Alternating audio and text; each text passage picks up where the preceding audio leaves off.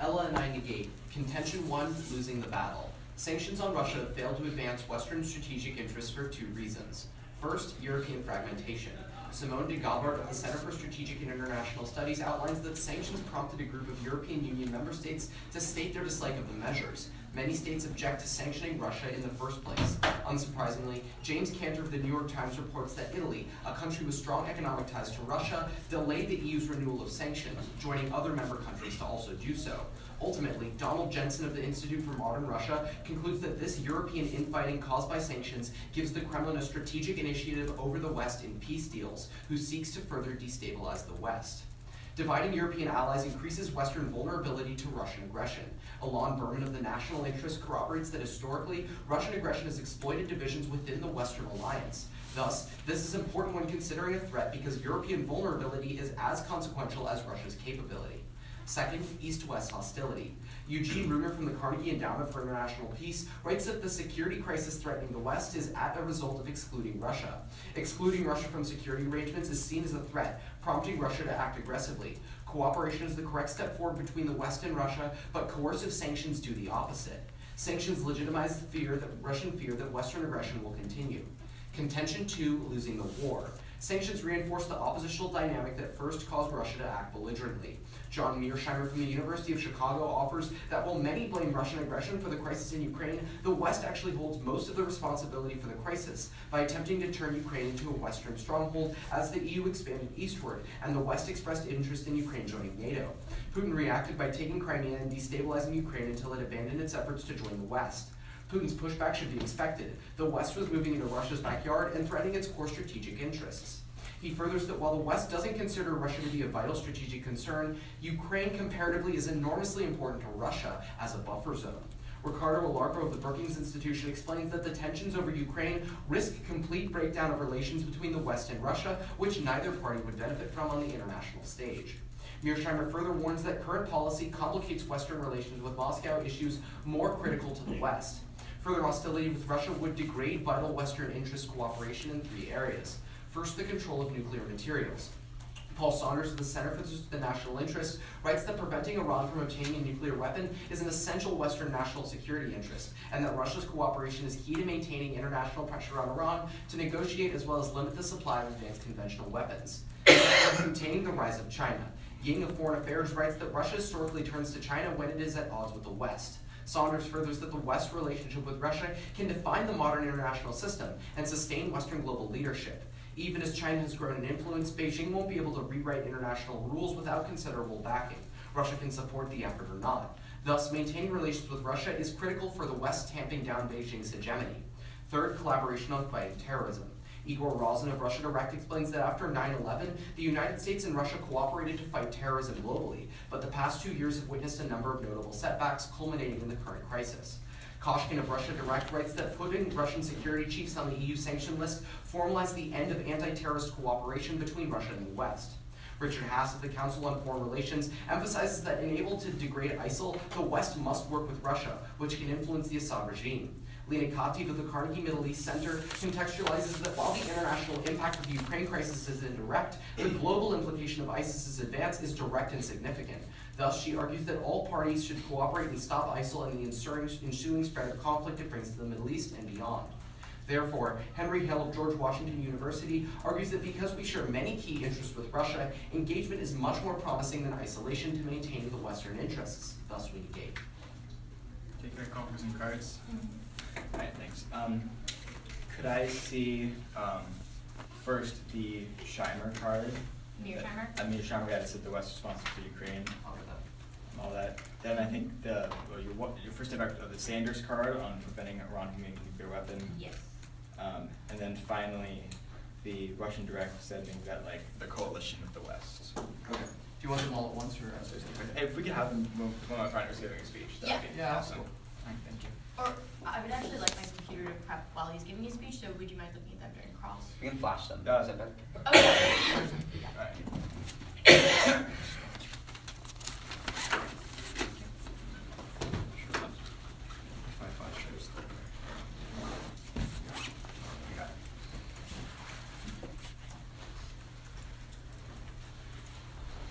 I'll just highlight the parts.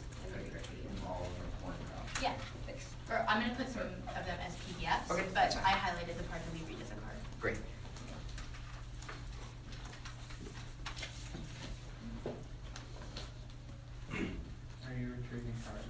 Yeah. Yes.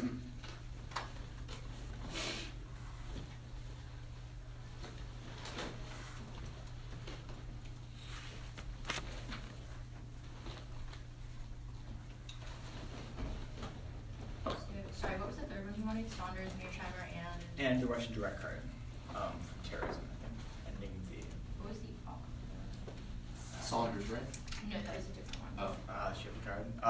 It was right after you talked about the 9/11 cooperation. Koshkin, Oh. Russian direct. Koshkin, yeah, that's it. Yeah. Okay.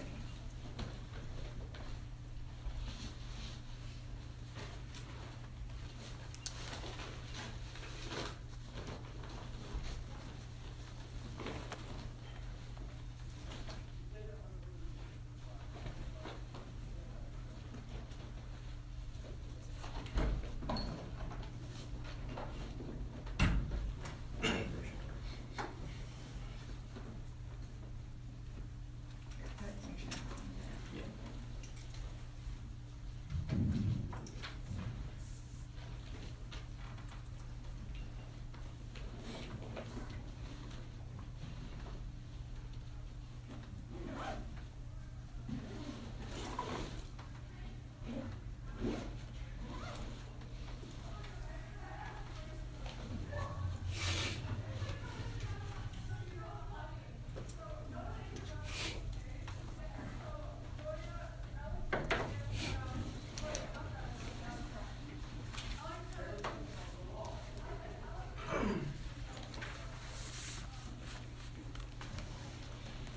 So, all three are on there. Perfect. Thanks so much. Alright. Cool. Wait, there's a doc on there called For Nueva that I didn't delete from our KP round, but that's Alright. Come on, told you did. great. Ready? Good. One's ready? Judges? Alright, let's begin.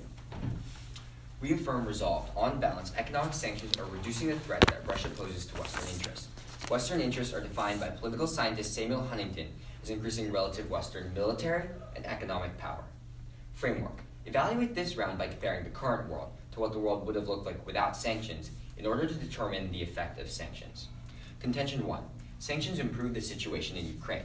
Subpoint A is that sanctions prevent Russia from capturing more territory. Robert Person of the Washington Post writes in October that Putin has planned to overthrow the Ukrainian government since early 2014. Sanctions prevented those plans from succeeding, as political analyst Iana Dreyer of the EU Institute for Security Studies writes that sanctions stopped Russia from conquering the cities of Mariupol, Odessa, and Transnistria, even when they otherwise could have.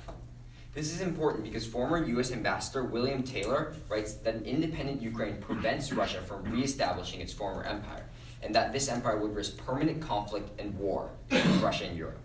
Subpoint B is that sanctions caused the Minsk II ceasefire. Oleg Buklimishev at the Economic Policy Research Center writes in August that sanctions largely caused the February Minsk II ceasefire. This has dramatically reduced deaths. Andrew Foxwell of the Russia Studies Center writes in December that although nearly 9,000 died in the first year of fighting, only 212 have died in the 10 months after Minsk II. Subpoint C is that sanctions forced Russia to leave Ukraine. Economics professor Sergei Guriev explains in 2015 that sanctions prevent Russia from borrowing money from Western countries, making Russia dependent on its reserve fund. The Russian finance minister writes that this reserve fund will completely run out in 2016.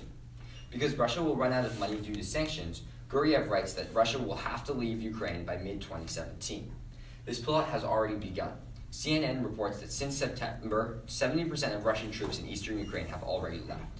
Contention 2. Sanctions allow for European energy independence. Sanctions reduce Europe's heavy energy dependence on Russia. International relations professor Jared Hayes explains in 2015 that sanctions are giving the EU the unity and political space to pay the high cost of reorienting its energy infrastructure, decreasing this dependence. He writes that this is already happening with the creation of large gas pipelines and liquefied natural gas terminals, and the integration of Lithuania into the European electrical grid. This decreases Russia's ability to manipulate the West. International affairs expert Jaroslav Karpowicz writes in March that Russia can influence dependent nations' foreign policy decisions as they fear that Russia will cut them off from their oil supply or create price shocks. Thus, Hayes writes that energy dependence makes it more difficult for Russia to create the political space in the future to take actions like those it has in Crimea and Ukraine. Professor Catherine Barbieri quantifies that at its maximum, economic dependence leads to a 25-fold increase in the chance of military disputes. Contention 3. Sanctions prevent military conflict in the Arctic. With declining domestic oil production, Russia is pursuing oil expansion in the Arctic. However, Howard Amos of the Moscow Times in late 2014 gives 3 reasons that sanctions stop Russia from expanding into the Arctic. 1. Sanctions stop Russia from borrowing capital from the West, limiting their funding for drilling projects. 2. Sanctions cut off Russia from Western companies which have the expertise to successfully drill in the Arctic. And 3. Sanctions prevent Russian access to necessary drilling equipment that only the West can provide. The impact is Western hegemony in the Arctic. The Wall Street Journal calls the tensions in the Arctic the new Cold War, reporting in September that Russia's attempts at drilling expansion in the Arctic hurt Western interests by increasing geopolitical competition over the Arctic's vast resources, explaining that the West must deter Putin's Arctic ambitions in order to gain dominance in the region. The National Petroleum Council writes in March that the U.S. Arctic development enhances national, economic, and energy security, benefiting Westerners as a whole, and positions the U.S. to exercise global leadership. Therefore, I urge approve ballot. Thank you. Yeah, we'll take a little bit of prep. No, I'm ready. Oh. Yeah, Yeah, I know. there We're was. taking you it. want to?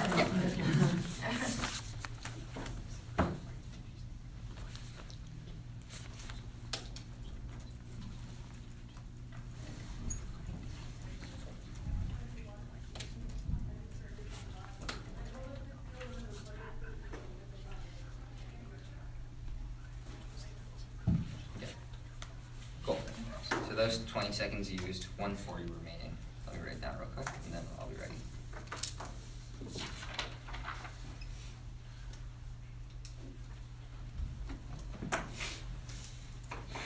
Okay.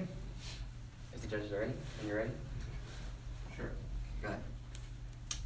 So in your second contention, you talked about energy independence. How much does the European Union rely on oil from Russia?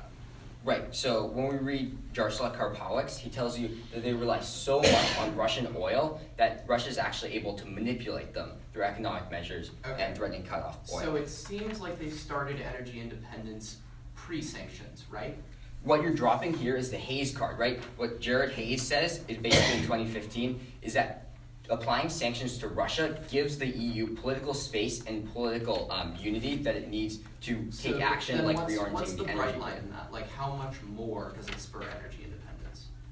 What do you mean? Like we show you I'm like talking barrels complete of oil, impacts, how like much more do they not incorporating Lithuania, like liquid natural gas terminals. And all of that stuff is like because of sanctions, right? Because wouldn't it make more logical sense to say like Europe is scared of a backlash from the conflict going on in I mean, Ukraine right you now? can bring up arguments in your rebuttal saying that, but what Jared Hayes is specifically telling you is that it gives them the political space and, may I ask a What question? does it mean gives them the political space? Like what does that mean? Right, so like you're talking about like how like in your case how like the EU is a little bit fractured and stuff like that. Absolutely. What we're saying is it actually brings them together, gives them unity. May I ask a question? How does it give them unity if like literally Germany signed a gas deal with Russia like a couple months ago?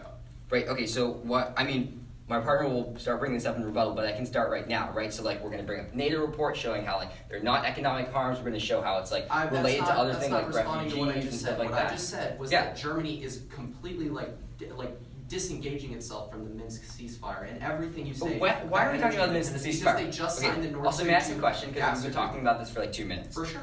Okay, great. So in your first contention, someone made you cite like DeGallo, right? Absolutely. What are his credentials? He's from the Center for Strategic and International Studies. Cool. So you would say he's like a pretty accurate source, right? I mean, I cite him, so yes. Okay, great. You can ask a question. For sure. So let's go back to energy independence. This is really key. What did Germany just sign a couple months ago with Russia? I know, you told me? Yeah, they just signed the Nord Stream 2 gas deal. So how is Europe becoming more energy independent if they're signing literally a huge oil pipeline that connects Germany to Russian energy?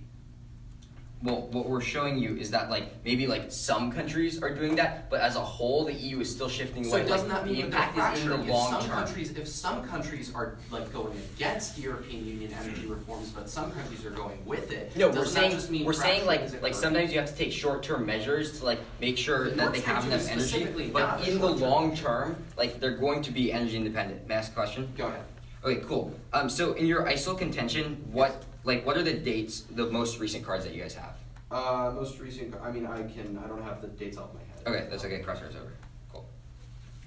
Okay, so we'll run probably. Great. Do you guys don't need any cards, right? Nope. Cool. Great.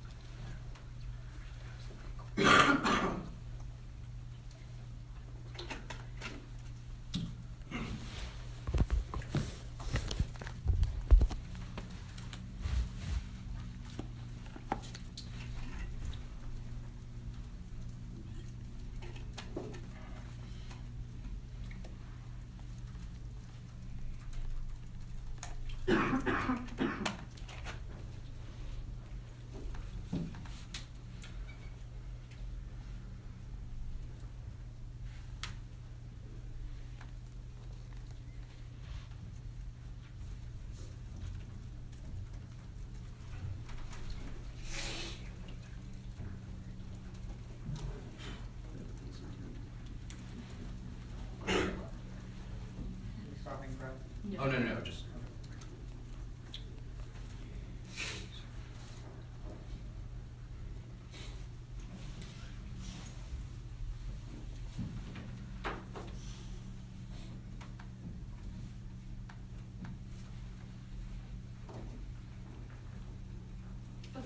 So we have 35 seconds. Okay.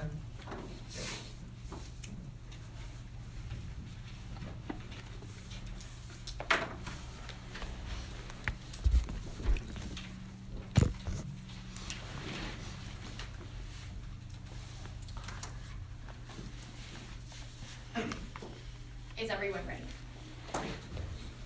Starting off on framing, they tell us that we have to look to overall relative power of the West, and that is the Western interest. But recognize that there are going to be instances in which Western interests in one area or another are going to conflict. They're not going to be able to project power in two spheres at once. Insofar as we're able to prove a trade-off, you're going to be preferring whichever side can show that those Western interests are more central to the West, and insofar as the West is acting in a more aggressive way to protect those interests, that's how we look to this. So if you look to an example like Syria, whereas the West is directly engaging militarily, that's obviously a much more central interest, whereas in Ukraine, we're not engaging militarily, sending the message that it's not as important to us. Then they tell us we have to look to a world without sanctions, but they give us no reason why we should prefer a hypothetical world. We don't actually know what the world without sanctions would look like. It could be military engagement, or it could be a range of other diplomatic options. They don't tell us this. Next, move on to their first contention. Subpoint A, they talk about taking territory. First problem is that they give you this list of all of these places Russia wanted to take, but they don't actually tell us, like, remember what Mearsheimer tells us, which is that Putin only wants places in reaction to Western aggression.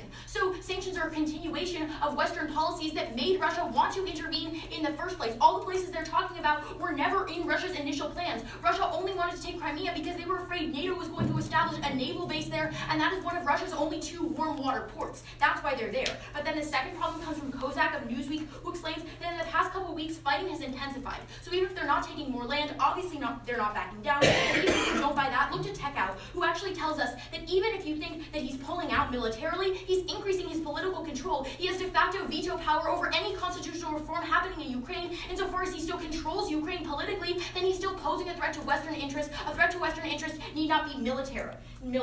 At some point B, they talk about the Minsk ceasefire. First problem with this is that this was actually really good for Russia, insofar as Russia was able to negotiate so that they had to uphold way less than Ukraine did. Ukraine has to go through major structural reforms that are going to be really hard for them to do right now because they're a broken nation, whereas Russia just had to pull out some troops. So overall, they see that in any sort of negotiation, they're going to be able to come out on top. And some point C, they talk about leaving Ukraine, and they give all of these examples of how they're going to have to pull out because of funding. First problem, they just say that they can't borrow from the West, but they don't say how much they were borrowing from the West before sanctions. They don't tell us how much the amount they can borrow has been decreased by. Second problem is that recognize if they're running out of reserve funds, funds, that doesn't mean they stop spending. That just means they go into deficit spending, which isn't actually that bad of a thing, especially because trading economics tells us that the US debt to GDP ratio is 102%, whereas Russia's is only 18%. They can afford to spend into debt a little bit more, and insofar as it's a major strategic interest for them, they're going to do so, and they're not going to care about the ramifications. Next, move on to their, also, Powell of Newsweek tells us that overall the Russian economy is steadily getting better. We've seen an increase in foreign exchange reserves, so overall,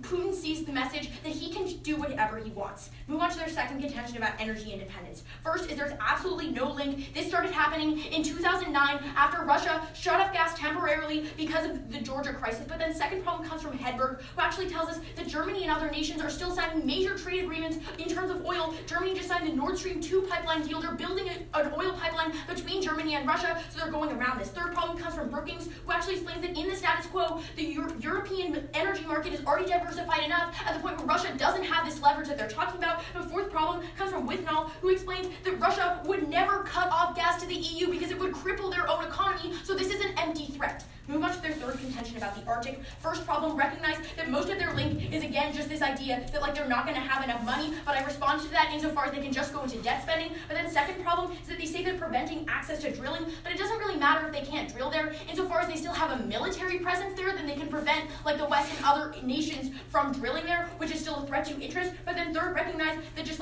we're going to outweigh, the Arctic is obviously not the most important Western interest insofar as we haven't taken any actual concrete steps to protect it. All right, cool. Could we see the card you read that says the status quo, the energy independence is already enough? Yeah. And also the Hedberg Germany card. Yeah. Great. No problem. Thanks.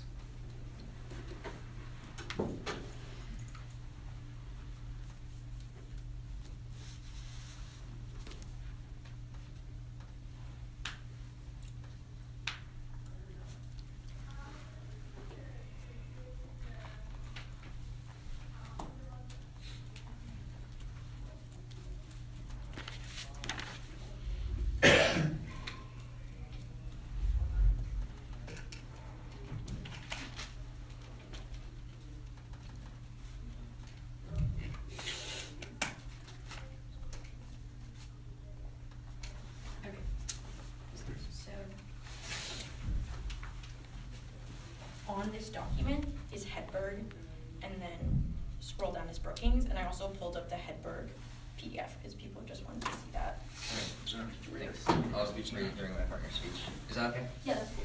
Okay, wait. Hedberg. Oh, great. Yeah.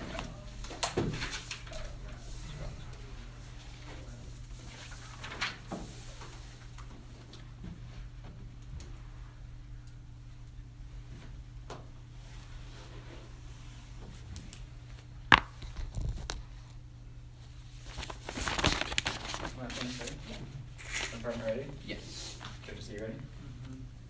All right, then let's begin. Let's begin on the main things that we'll be weighing this round upon. Now, first, remember we need to remember what is a Russian threat. We need to be looking specifically Russian threat. If it's not a Russian threat, it shouldn't be weighed in this round. Second, we need to be looking at Western interest. What's the specific impact to Western interest? If they're saying something, maybe it's true, maybe it's causing sanctions. If there's no impact to Western interest, we won't be weighing in today's round. Finally, they're giving some overview about how we don't care about Ukraine, how Ukraine should be important. No, Ukraine should be incredibly important. It was the reason we imposed economic sanctions in the first place. It is one of the most important things because Ukraine, not only is Ukraine a Western ally, but remember what we're saying from Taylor, which is that if Russia was able to take over Ukraine, that it would be a massive threat and it would risk perpetual war. Ukraine is the major Western interest in the round, so why we're putting sanctions is what we should be weighing in today's round. Now on to their first point about EU fragmentation. Now the first thing is that, there are three responses to this. One, it's non-topical. Even if tensions have worsened within the West, it's a threat that the West is bringing upon itself through these sanctions. It's not a threat from Russia. It's not a Russia that you can't win this round. Two, tensions actually haven't significantly worsened in the West. This is being seen because the West unanimously extended sanctions in December, clearly still want to do sanctions. And three, even if tensions have increased in the EU, again, it's due to the Greek financial situation, the refugee crisis, or other larger divides. Compared to the effective sanctions, marginal at best. And then we can go into their actual card, the only card saying fragmentation, somebody named De Galbert. De Galbert actually is concluding pro. pro. Dagaba actually says, quote, all of EU rejected Russia's action in the Ukraine, so they acted in unison, reassured Eastern Europe allies of their strength and solidarity within the EU. He also says that, quote, the transatlantic sanctions adopted against Russia have enabled the Europe and the US, along with their allies like Canada, Japan, and Australia, to build a united response to Russia's strategy of demilitarization and destabilization in Ukraine. Their own authors conclude, their own authors saying that we're unifying countries. This is being seen because actually, according to NATO, last month, the EU countries have not been harmed by sanctions. Not like economic harm. There's no harm. In fact, 21 of the 20 countries have boosted their economy since sanctions. And in fact, as a whole, the EU has actually increased their exports by more than they dropped to Russia. There's no words of unity. You're dropping this. Even if you believe all the things about unity, there's no impact. They can't give you a single impact to unity. They're giving you no impact to unity, so you won't be weighing it because it's not an impact to Western interests. They're talking about how, again, it's the East for the West. There's a security exclusion crisis from Russian exclusion. They're not telling you why. They say it decreases cooperation. They never give you an empiric. They never tell you why it's decreasing cooperation. We're showing you the exact opposite, right? Because we're showing you that economic sanctions are so harmful to Russia, of course Russia wants to cooperate with the West. The West will remove sanctions. It's a clear logical warrant. They're never telling you why cooperation decreases. They're never giving you an impact, so that you drop that whole first contention. On their second contention about losing the war, the first thing is that the West is responsible for Ukraine. Who cares? What is it to do in this round? For sure, the West is responsible for Ukraine. It doesn't matter. It's still a Russian threat in Ukraine. It doesn't matter because it does not matter in today's round. So you drop that. They say they wanted to join NATO. Who cares? This is very important though, because all of Ukraine wants to join NATO, right? So they're admitting to the fact that Russia obviously want to take over all of Ukraine to stop Ukraine from joining NATO. This is a further than our card. Remember, we read you Pearson says Russia wanted all of Ukraine. So to the point where right now Russia's not in all of Ukraine, that's just showing you the impact of economic sanctions. You should be voting pro off of that. Then they're saying that current cooperation is going on. They're talking about Ukraine. They're saying that recently maybe violence has gone up, but this is actually not true. According to a Stratford article last week, ceasefire dropped fourfold. You give only empiric today's round. 9,000 deaths before sanctions caused minutes to 212 deaths after. Sanctions are clearly reducing the threat. Now on to their idea now to their next points. First, talk about nuclear security. Sure, whatever. They're never saying how economic sanctions stop Iran from getting a nuclear weapon. They're never giving the impact. Drop that on face. They're talking about China, saying that Russia will turn to China. This is actually just empirically not true, right? We're actually showing you that we can actually turn it because according to Forbes senior reporter Kenneth proposed in 2015, sanctions actually are hurting China-Russia cooperation. China has foregone trade with Russia's second biggest bank in order to protect diplomatic ties to the West. This is why Grutowski tells you from CNN in 2015 that Russia-China trade decreased by 30% in 2015. Their impact hypothetical is not happening. If anything, you're turning it to the pro. Then finally, he's talking about terror. They're never telling you why terror is an impact. They're never giving you a single empiric on terror. The reason they're never giving you a single empiric terror is because it's not true. Remember, first off, the threats from Russia, ISIL, it's not a Russian threat. But two, there are 4 reasons why it's not true. One, in last October, they united on bombing campaigns against ISIL. 2, last December, they teamed up in the UN to pass an anti-ISIL resolution. 3, in January, the US-backed rebel forces also have the support of Russia, so they're not bombing them. 4, according to Chris Thompson, the argument has no impact because ISIL's collapsing anyway. And 5, according to an article published today, Russia has taken out an ISIL leader and has been greatly benefiting the West, and the only threat that ISIL poses to us is if ISIL can shield itself from Russia. Therefore, for all those reasons, we strongly urge to vote for the pro. Should I not talk back? Yeah. Ready for cross sign? Yeah, just one.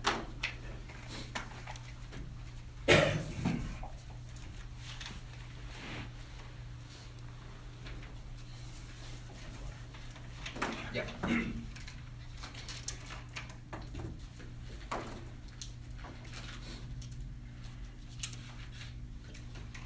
Ready? Yes. Okay. First question? Yes. Okay. So, you said that Ukraine is very important to Western interests. Could you Yeah. just explain to me in your own words why that's true? Okay, so according to Taylor... No, in your own words. Alright. Ukraine is so incredibly important because Ukraine is not only a Western ally, it's the only thing stopping Russia from being so close to the West. There's a perpetual war between Russia and the So, West. let's say that Ukraine, like, definitely in this against Western hypothetical interests. world, Russia is able to take over all Right. of Ukraine. Yeah, it's not So hypothetical, that's what I'm then- saying. Yeah. So then what happens? Okay, so if Russia takes over all of Ukraine, there's a few issues. First of all, that means that Russia has directly aggressed against Ukraine, and furthermore is now sharing more borders Wait, with the doesn't West. Russia This will also risk want a buffer perpetual state? wars. Okay, yeah, Russia doesn't care because what you admitted to Wait, no, is that Russia Ukraine wants is a going buffer to join state NATO, also, so right? Russia wants to take over all of it because they No, can't. no, They no, don't no, want okay. Ukraine to join NATO and be on that Does border. or does not Russia also want Ukraine to be a buffer state? I know, you told me. They do. So definitionally, if Okay. it's part of Russia, how is it still a buffer state? No, alright, here's the deal. Because if it's part of, first off, they want to reclaim the territory. Second off, it's not a buffer state in either world with or without sanctions, because as you're saying, Ukraine is going to join NATO. By invading all of Yeah, Ukraine, they can I'm stop just trying to Ukraine from joining delineate NATO, like which what stops them Russia is becoming a doing, Western but you ally. can take a question. Alright, so on your point against like on this EU fragmentation, even if this is all true, even if your author actually said what you said it does, why do we care if the EU is fragmented? Like, how is this directly a Russian threat to Western interests? Yeah, in a couple ways. First of all, in terms of just like ceasefire agreements. What happened with the Minsk ceasefire specifically was that France and Germany were the Western countries who were initiating the ceasefire agreement.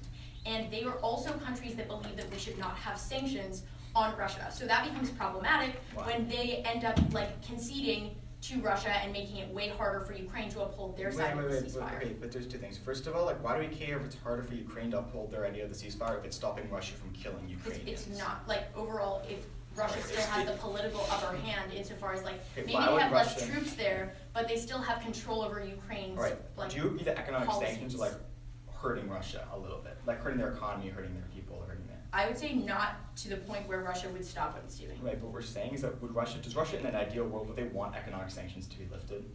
I mean, possibly, but how badly Probably, do they right? want So that? the question How is, like, badly if do they they want want economic it? sanctions to be lifted, My wouldn't they question actually is, how cooperate badly more? do they want it? All right, well, clearly what we're showing you is that because of Minsk 2, they're clearly willing to, like, basically pull out of Ukraine simply to stop Well, the pressure, you could say excruciating the reason pressure why of they're economic pulling out sanctions. isn't because of sanctions, it's because they've gotten what they wanted there. They have political control. No. What we're Yes. saying is they wanted all of Ukraine. They don't have control unless they take over all of No. Ukraine. They can't do that because They of don't have to be sanctions. holding the territory to have political They control. absolutely need to be holding all the No, territory they for don't. political control. I mean, Otherwise you the West can look will at do the it. card. It says, even though we Alright, both if you agree wanna that read they that only card have again, that's Crimea, fine. they still have de facto political Right, control. even without over political all control, of remember Ukraine. Pearson still tells you Russia still wanted all of Ukraine because they wanted to reclaim a former Soviet territory. Even if they don't have the territory, Yeah, that doesn't that's fair. necessarily mean that they're not posing a threat. We're saying it's only because of the territory that it would be this threat that we're reading to. No. Alright, cool. Can we see the tech out card, or I don't Yeah. know what the author name is, but it's the Yeah, it's political tech control out. that you guys are talking about.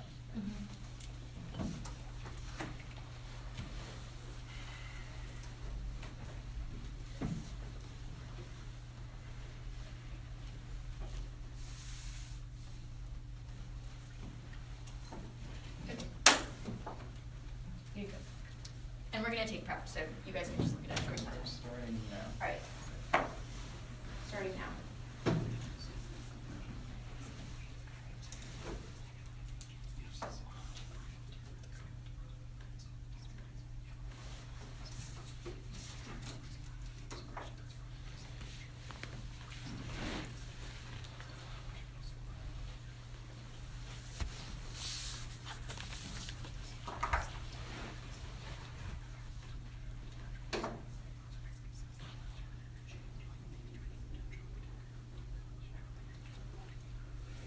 Okay, I think you got it right. Wait. Oh, yeah, you're right. Is it okay if I read this while you're practicing? Sure. Alright, thanks.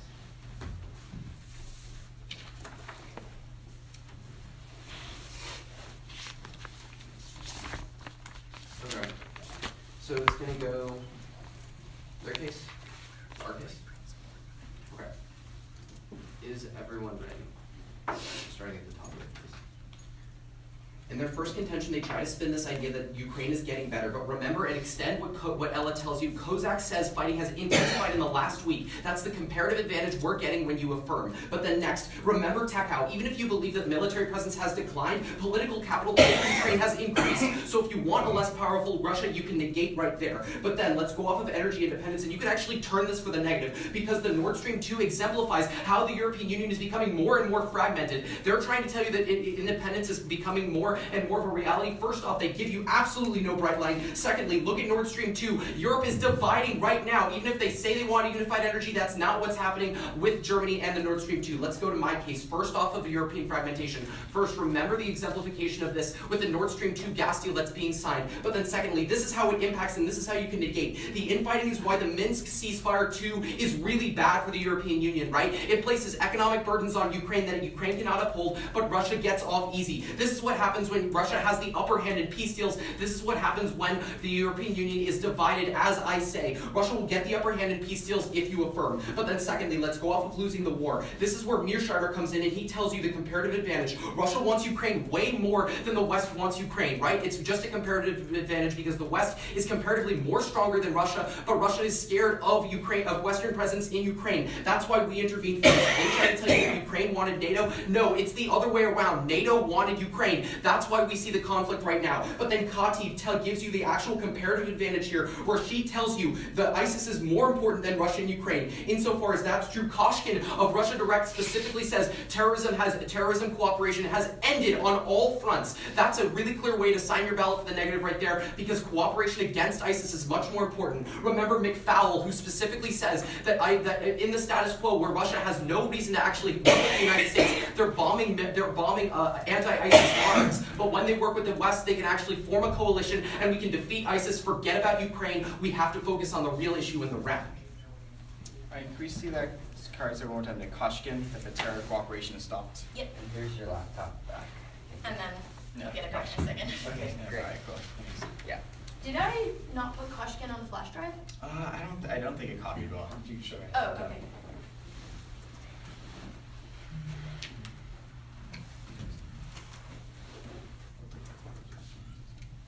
Yeah, you have 1 minute 40.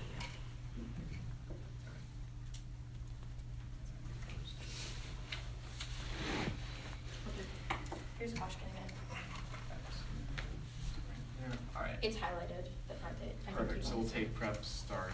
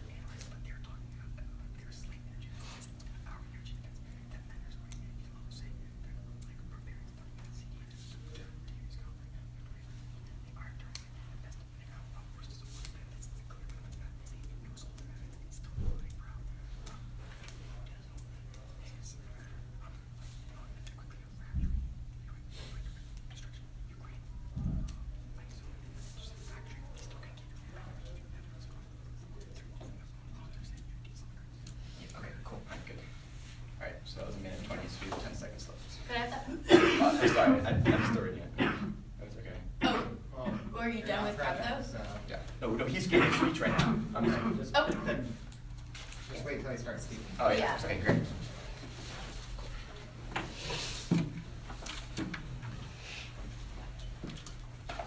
Okay.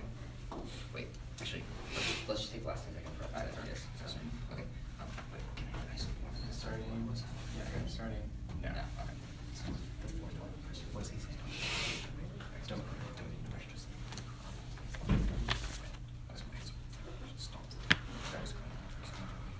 Okay, cool.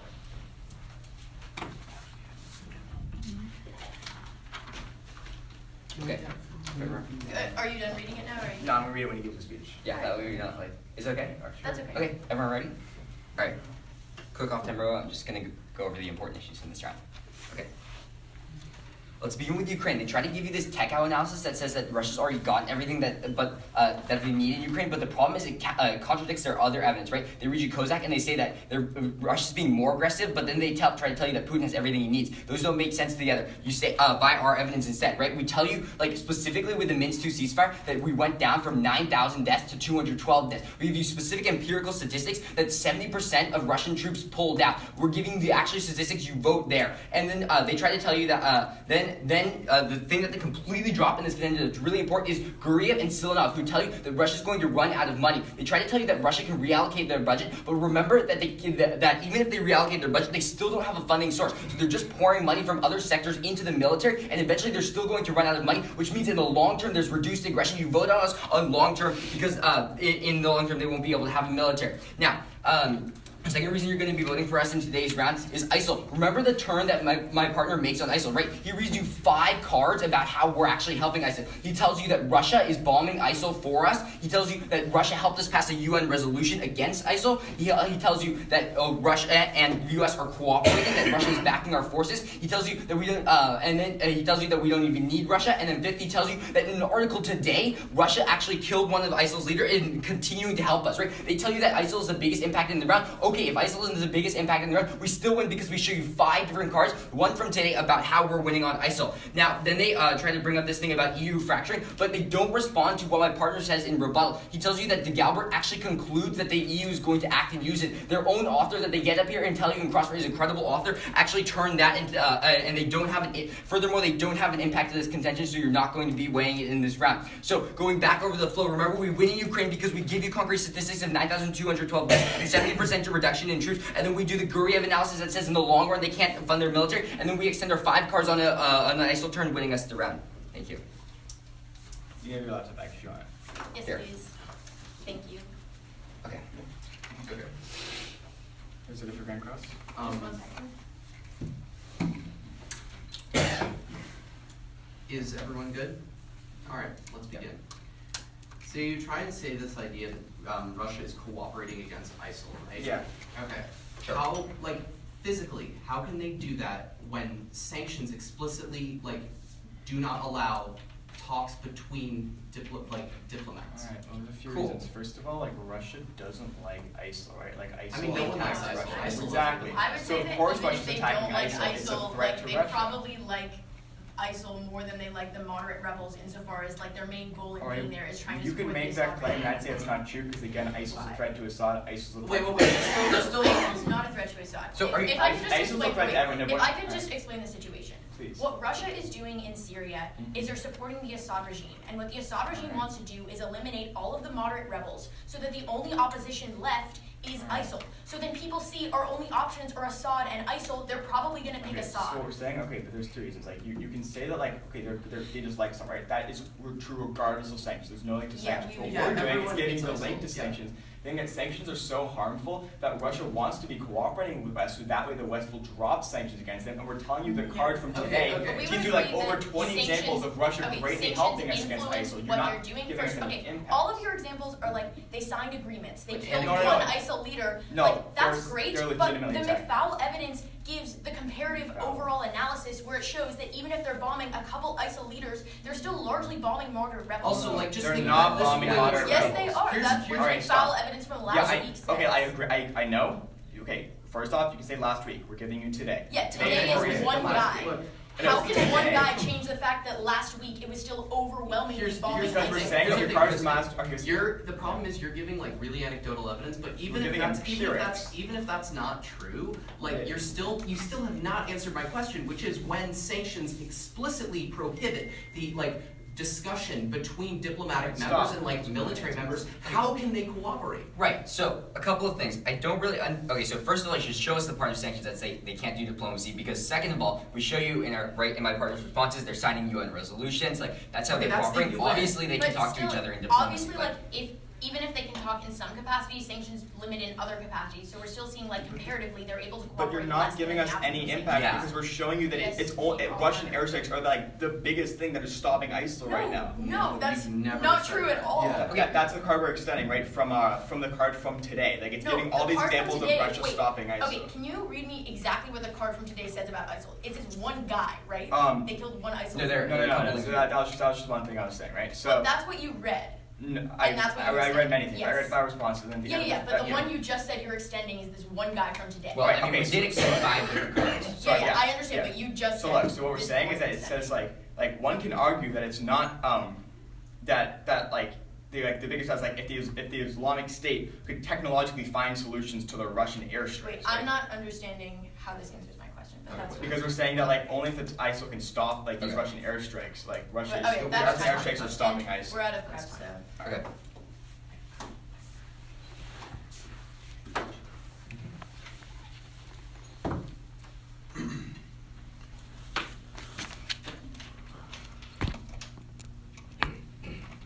Okay, is everyone ready? Okay.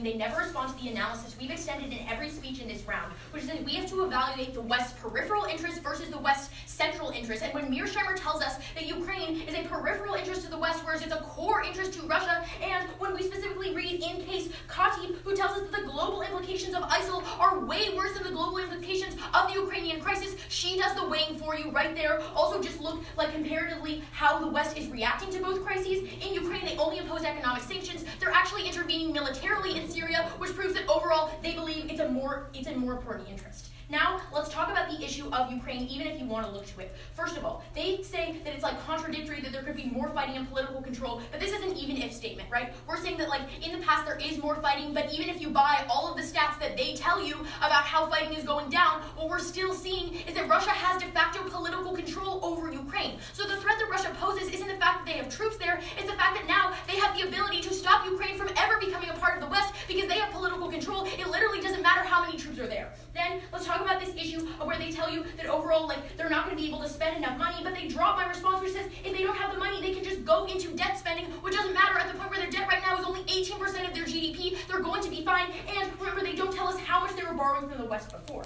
Now, let's move on to our case. First, on this issue of, like, fragmentation, they say de Galbert concludes pro, and that's the only response they extend. Maybe de Galbert concludes pro, but what we see happening in the real world, the impacts are definitely conclusive to the neg. Insofar as we see, now Russia is signing deals with Germany, signing the Nord Stream 2 pipeline. We're seeing this play out in very concrete ways. Insofar as now Russia believes that overall they're going to be able to like do whatever they want, and the West won't be able to stop them. Next, let's go on to terrorism. They keep extending these 5 things, saying like Russia says they're going to help us. They bombed one guy. McFowl is the most comprehensive piece of evidence in the round because it actually does the comparative analysis where it shows even if they're bombing some ISIL targets, they're overwhelmingly bombing non-ISIL targets because that's who they're trying to support. We give them a really, really unique reason to oppose us when we have sanctions because they think that in doing so, they're going to be able to force the West yeah, thank you.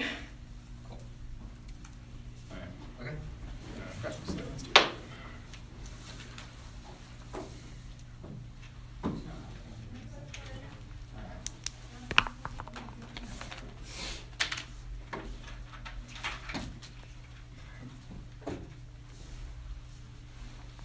I'm ready. Oh, all right. All right. Plans ready? Yes. Brennan? Yep. Other two judges? All right, let's begin. We are really winning this round for 3 main reasons. First, on framework, they say we have to look at relative or major threats. They're conceding the fact that NATO explicitly really wanted Ukraine, right? NATO really wanted Ukraine. Clearly, NATO represents the West. The West really wanted Ukraine. Clearly, it's a big Western interest. The only reason we put on economic sanctions in Russia, this huge thing that they claim could have massive downsides, is because of Ukraine. Ukraine is a very important interest, so you're going to be weighing this on Ukraine. So the first thing we're weighing is obviously Ukraine. We're winning Ukraine because they're giving you no empirics. We're showing you that Russia, first off, they wanted all of Ukraine, and that we stopped them taking over 3 major cities, right? We're also showing you Minsk 2, which they aren't responding properly to, that before economic sanctions caused Minsk 2, there were 9,000 deaths. After 212 deaths, clear impact of sanctions. When they're saying that now Ukraine has to spend a little bit more money, they're giving you no impact of this. We're clearly showing it was a Russian threat to Ukraine. It's a Russian threat because if they take over Ukraine, they'd be attacking the West. It's a clear threat. Then on our Gruev evidence, they completely mishandle this. They say that they can keep spending in debt. Gruev admits this. Gruev said they can spend in debt for 1.5 years. That still means that they will be pulling out by mid-2017. To the fact where they're conceding to the fact that economic sanctions will cause a complete Russian pull out of Ukraine, and that otherwise without economic sanctions they would have been all the way in Ukraine because they're completely pulling out of Ukraine due to economic sanctions. That's a major benefit. That's a major decrease of Russian Western interest. We're automatically winning the round. Now on to ISIL. Remember, we're just telling you that first off, they're completely conceding the fact that ISIL not a Russian threat. There's no connection to ISIL being a Russian threat. ISIL's a threat from ISIL, not a Russian threat. So they'll be dropping this on face. Secondly, they're not telling you, they're saying a decrease in cooperation is doing something, not giving you the specific empiric for a decrease in cooperation. They're claiming that Russia is bombing our citizens, our rebels, even if they were, which they are not. I'll read that later. Even if they were, it's not because of decreased cooperation. They're claiming that they would have been doing this anyway. But again, they drop our managed terms. I'm telling you last October that they signed an agreement. Last December they were teaming up. In January that